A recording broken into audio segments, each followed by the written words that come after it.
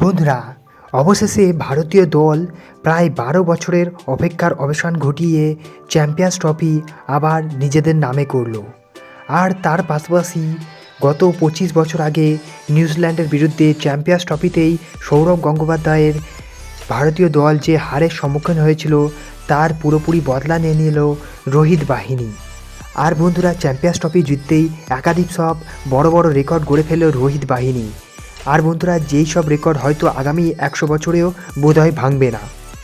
বন্ধুরা, এই ভিডিওতে আমরা সেই সব রেকর্ডগুলিও আলোচনা করে নেব এবং দেখে নেব গতকালের ম্যাচটিতে কোন কোন পজিটিভ পয়েন্টগুলির জন্য ভারতীয় দল জিততে পেরেছে এবং এই পুরো টুর্নামেন্ট জুড়ে ভারতীয় দলের কোন কোন পজিটিভ পয়েন্টগুলি আমরা লক্ষ্য করেছি। বন্ধুরা, তাই অবশ্যই তোমরা ভিডিওটি শেষ পর্যন্ত দেখো এবং তোমরা যদি আমার চ্যানেলে নতুন হয়ে থাকো এবং ভবিষ্যতে এই ক্রিকেট রিলেটেড তথা আইপিএল এবং কেকেআর ভারতীয় দলের সমস্ত নিউজ সবার আগে বাংলায় পেতে চাও তাহলে চ্যানেলটিকে অবশ্যই করে দাও সাবস্ক্রাইব, এবং তোমরা যদি টিম ইন্ডিয়ার একজন ডাইহার্ট ফ্যান হয়ে থাকো তাহলে ভিডিওটিকে লাইক করে জয় হিন্দ লিখতে ভুলো না।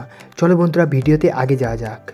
বন্ধুরা, গতকালের ম্যাচটিতে টসে অবশ্য হেরে গিয়েছিল রোহিত শর্মা।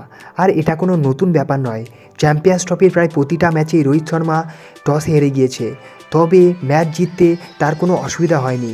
প্রথমে শুরু থেকেই বাংলাদেশের বিরুদ্ধে হোক ম্যাচ কিংবা নিউজিল্যান্ডের বিরুদ্ধে ফাইনাল, প্রতিটি ম্যাচে টসে হেরেছে ভারতীয় দল এবং তার পাশাপাশি প্রতিটি ম্যাচ নিজেদের দখলেও রেখেছে রোহিত বাহিনী। তবে বন্ধুরা, ব্যাট করতে নেমে শুরুটা খারাপ করেনি নিউজিল্যান্ডের দুই ওপেনার রচিন রবীন্দ্র এবং উইলিয়ং আক্রমণাত্মক দেখাচ্ছিল। তারা ভারতীয় দলের দুই পেসার হার্দিক পান্ডিয়া এবং মোহাম্মদ শামিকে টার্গেট করছিল এবং অনায়াসে তাদেরকে বাউন্ডারি মারছিল এবং তাদের মধ্যে ৫০ রানের পার্টনারশিপও হয়ে গিয়েছিল এবং তাদের দুজনের মনে হচ্ছিল যে বড় রান করার লক্ষ্যে এই ক্রিজে নেমেছে। আর বন্ধুরা, আরও একবার তাদের জুটি ভাঙার জন্য রোহিত শর্মা বল হাতে তুলে দিয়েছিল কলকাতা নাইট রাইডার্সের তারকা বরুণ চক্রবর্তীর হাতে। আর বরুণ চক্রবর্তী শুরুতেই এসে রচিন রবীন্দ্রর একটি ক্যাচ তুলে দিয়েছিল বাউন্ডারির কাছে, তবে শ্রেয়াস আইয়ার সেই ক্যাচটি ছিটকে দেয়। তবে বন্ধুরা, বরুণ চক্রবর্তী সেখানেই দমে যাননি, উইলিয়ংকে ১৫ রানের মাথায় এলবিডব্লিউ আউট করে প্যাভিলিয়নে ফাটিয়ে দেয় আর ভারতীয় দলের কাছে একটা ভালো ব্রেক থ্রুও দিয়ে দেয়। তারপর অবশ্য কুলদীপ যাদবও পিছিয়ে থাকেনি, কুলদীপ যাদব পরপর দুটি বড় বড় উইকেট রচিন রবীন্দ্র এবং কেন উইলিয়ামসনকে প্যাভিলিয়নে ফেরত পাঠায়। এরপর অবশ্য অন্তরালে উইকেট পড়ছিল, তবে একদিকে দাঁড়িয়েছিল ড্যারেল মিচেল নিজের একটি দুর্দান্ত ৬০ রানের ইনিংস খেলে দেয় এবং নিউজিল্যান্ডকে শক্ত সামর্থ্যে একটি জায়গায় রাখছিল। তার পাশাপাশি ভালো ব্যাটিং করছিল গ্লেন ফিলিপকে আবার ৩৪ রানের মাথায় প্যাভিলিয়নে ফেরত পাঠিয়ে দিয়েছিল বরুণ চক্রবর্তী। গতকাল বন্ধুরা, বরুণ চক্রবর্তী বল হাতে আবার নজর কেড়েছিল, নিজের ১০ ওভারে ৪৫ রান দিয়ে দুটি বড় বড় উইকেট পেয়েছিল বরুণ।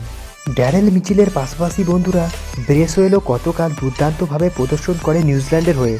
একসময় যখন মনে হচ্ছিল নিউজিল্যান্ড হয়তো ২২০ রানও পার করতে পারবে না, তখন ৭ নম্বরে ব্যাটিং করতে নেমে ব্রেসওয়েল একটি ঝোড়ো ইনিংস খেলে এবং শেষ পর্যন্ত নিজের অর্ধশত রানের দরুন ভারতীয় দলের সামনে নিউজিল্যান্ড ২৫১ একটি বড় টার্গেট রাখতে সামর্থ্য হয়েছিল। এরপর বন্ধুরা, ২৫১ রান তাড়া করতে দিয়ে আবার ঝোড়ো ইনিংসের সম্মুখীন হয়ে দাঁড়ালো রোহিত শর্মা, যেখানে রোহিত শর্মা দুর্দান্ত ঝোড়ো ইনিংস খেলছিল, অন্যদিকে শান্ত মেজাজে ব্যাটিং করছিল আমাদের শুভমান গিল। গতকাল রোহিত শর্মা নিজের ৭৬ রানের মাথায় রচিন রবীন্দ্রর বলে আউট হয়ে গিয়েছিল এবং আরও একবার বন্ধুরা, গ্লেন ফিলিপকে আমরা উড়তে দেখেছি গতকালের ম্যাচে। শুভমান গিলের একটা দুর্ধর্ষ ক্যাচ নিয়েছিল গ্লেন ফিলিপ এবং ৩০ রানের মাথায় শুভমান গিলকে প্যাভিলিয়নে ফেরত দিতে হয়েছিল।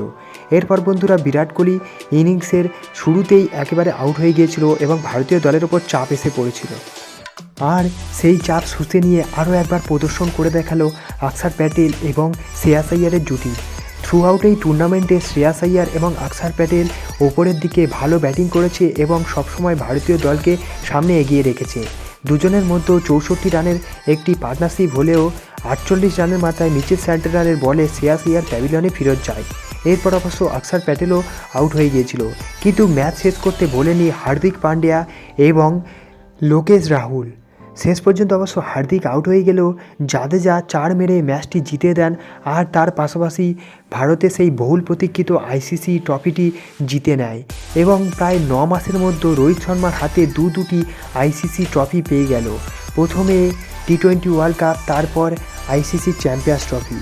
এখন ভারতীয় দলের কাছে প্রায় সবকটি ট্রফি এসে গিয়েছে। বন্ধুরা আজকের ভিডিও এই পর্যন্ত ছিল এবং ভারতীয় দল জিতে গিয়েছে এই নিয়ে সবাই এনজয় অবশ্যই করো এবং কমেন্টে তোমাদের কোনো বক্তব্য থাকলে সেটা বলতে ভুলো না অবশ্য। বন্ধুরা দেখা হচ্ছে অন্য কোনো ভিডিওতে, ততক্ষণের জন্য বাই বাই।